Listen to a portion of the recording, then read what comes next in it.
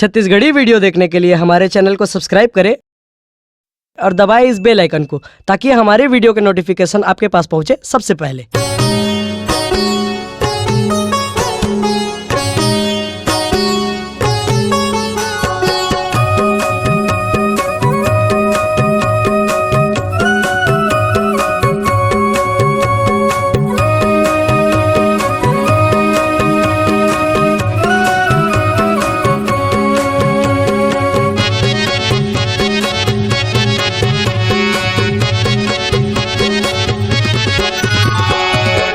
छोटे लइका तोर करत है गोहार, पापा झनपी बेसराम।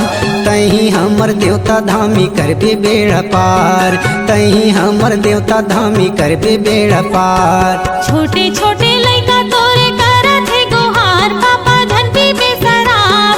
तही हमर देवता धामी करबे बेड़ा पार, तही हमर देवता धामी करबे बेड़ा पार। करबे बेड़ा पार पापा करबे बेड़ा पार, करबे बेड़ा पार पापा करबे बेड़ा पार। ये दरुहा घर के कहानी है, जेकर घर शराबी हुई ओकर घर यही कहानी होथे। तही हमर देवता धामी करबे बेड़ा पार, तही हमर देवता धामी करबे बेड़ा पार। तही हमर देवता धामी करबे बेड़ा पार, तही हमर देवता धामी करबे बेड़ा पार।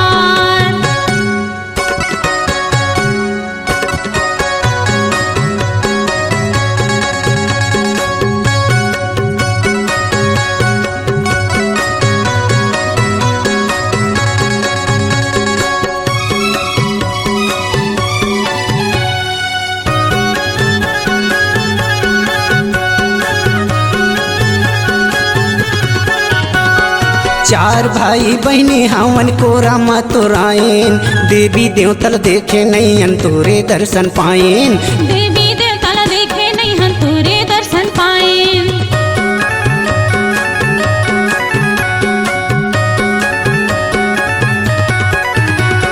चार भाई बहनी हवन कोरा मतुरायन, देवी देवता देखे नहीं हम तोरे दर्शन पाएन।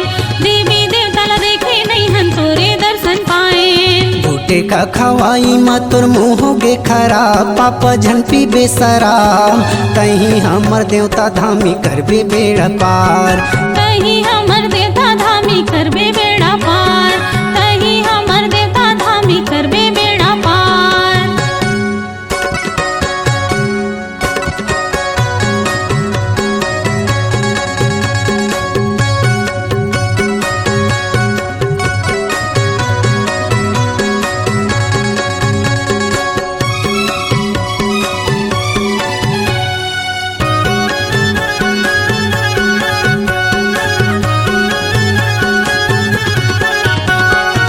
पढ़ा लिखा देबे त महुहा पड़ जहाँ, बेटी के जात पापा परे घर में जहाँ। बेटी के जात पापा परे घर में जहाँ।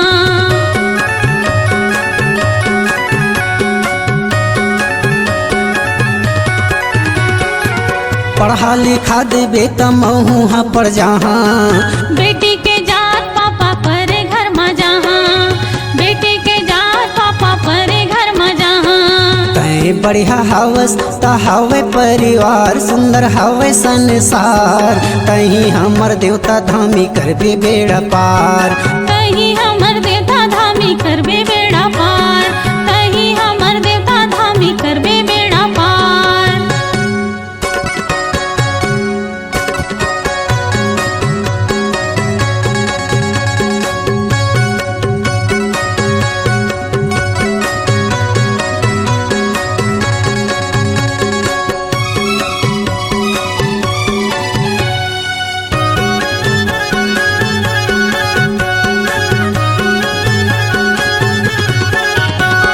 छोटे कहने बेटा पापा दया नहीं है तनमा, नौकरी पा जहाँ कई के आस धरे मनमा। नौकरी पा जहाँ कई के आस धरे मनमा।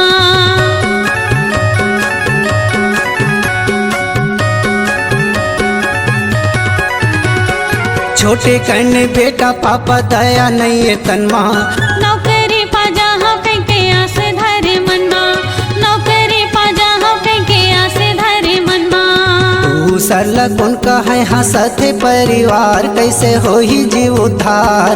तही हमर देवता धामी करबे बेड़ा पार, तही हमर देवता धामी करबे बेड़ा पार। करबे बेड़ा पार पापा करबे बेड़ा पार, करबे बेड़ा पार पापा करबे बेड़ा पार।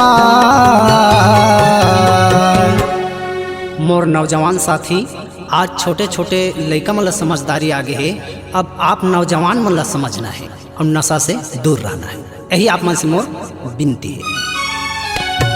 तही हमर देवता धामी करबे बेड़ा पार, तही हमर देवता धामी करबे बेड़ा पार। तही हमर देवता धामी करबे बेड़ा पार, तही हमर देवता धामी करबे बेड़ा पार। तही हमर देवता धामी करबे बेड़ा पार, तही हमर देवता धामी करबे बेड़ा पार।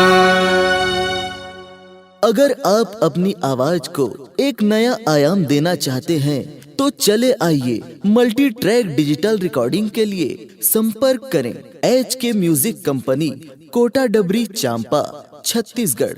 मोबाइल नंबर है 9329238487 और 8085380339।